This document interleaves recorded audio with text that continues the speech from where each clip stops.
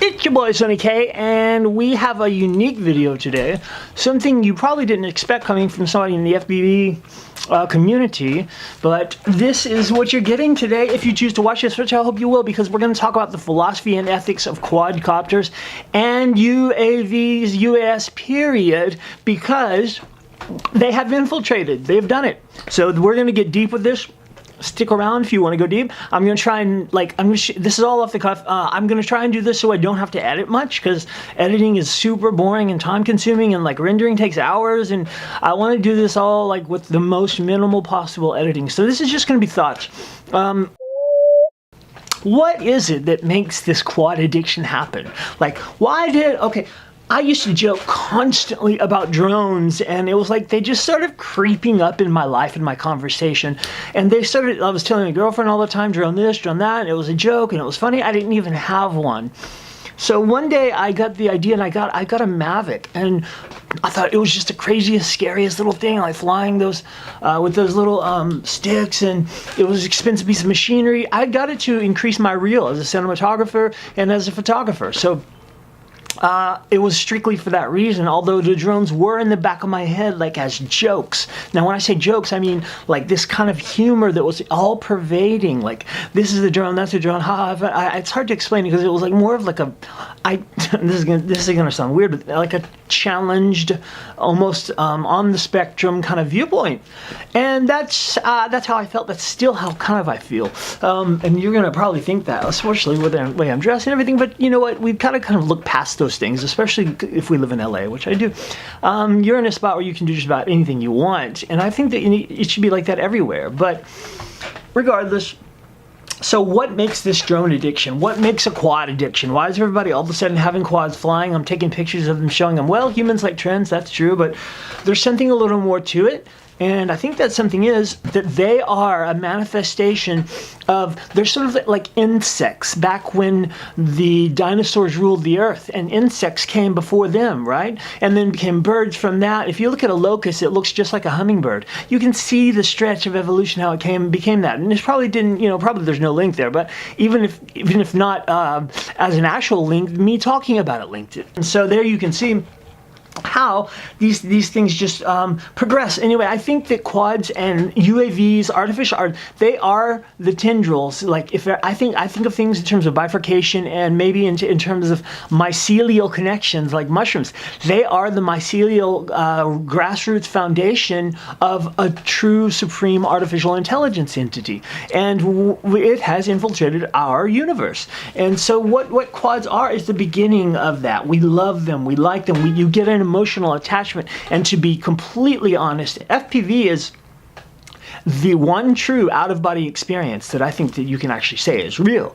If you do virtual reality, it's just amazing. You ride those roller coasters, you look down, it's scary. You go on a helicopter, you're there. But there's something different about FPV. You, just like Avatar, you lock in with it. And for instance, I was flying my Mavic the other day in my neighborhood across these palm trees, and I flew about two city blocks, so however long that is, less than a quarter mile. And I was super into it, but also thinking about other things. I had a lot of editing to do. I was making this movie. I was doing this, that, and all of a sudden the camera gimbal shifted, and I freaked out. I was like, what the? And I looked up and looked around, my whole body, my stomach dropped, my heart started racing, and it was a connection. It was a direct connection into that drone and seeing what it was seeing and thinking. Of course, there were other thoughts there, what if it falls on somebody, or what if it falls on a car, or destroys itself. Of course, I've got DJI repair, so I can get another one for $80, but still that's $80, and still that's beside the point. In fact, when you factor in the fact that I have that DJI repair, I don't have to worry what I do with my Mavic. To some degree, I can do anything with it, but you're connected. You are deeply, deeply, deeply connected to whatever it is when you're on FPV, man. You sit in a chair with these fat shark goggles on, and you are gone. You are somewhere else. You're flying around on these fast quads doing hairpin turns, or you're on an airplane, 600 feet up in the sky, just looking down, enjoying the sea. You're in the cockpit. And the thing is, that's the true out-of-body experience that Timothy Leary, all of the sort of psychedelic Renaissance guys like Terence McKenna and Martin Ball and all those, they're taking DMT and doing all these things and getting these experiences, and those are definitely valid, but there's something about FPV because it's so real. And I think it's interesting that it sort of resists digital upgrades. I know that there is a digital racing system in play. I forget the name of it. It's the red one with all the wires and like it looks like that sitting on the stand, connects or something like that. But it's interesting that it's analog. All those things come in on an analog system. Now, if you go back, you can see the guy, what was his name? He created this place called the Integratron. I'll link to that. There's no green screen today because it's too much editing, too much pulling keys and all that stuff, lighting. I can't do it, so I'm just going to, I can, but I'm not going to today. So in Landers, California, it's a acoustically perfect dome, and it's sitting there. This guy made this, created this from plans he said was given to him by an alien, by some being from another planet. Now, if you walk in there and you stand on one side and your friend stands on the other side and you speak to each other, you sound like you're hearing, that person sounds like they're inside your head. It sounds like you talking to yourself. This dome, this place is acoustically brilliant. And he said that he was creating some sort of like rotational vortices, just like a motor rotates, like a time travel device. All of a sudden he disappeared. His friend, which is one of the innovators in television, I'll link these names up, I'm forgetting in the moment. He said that TV signals stay.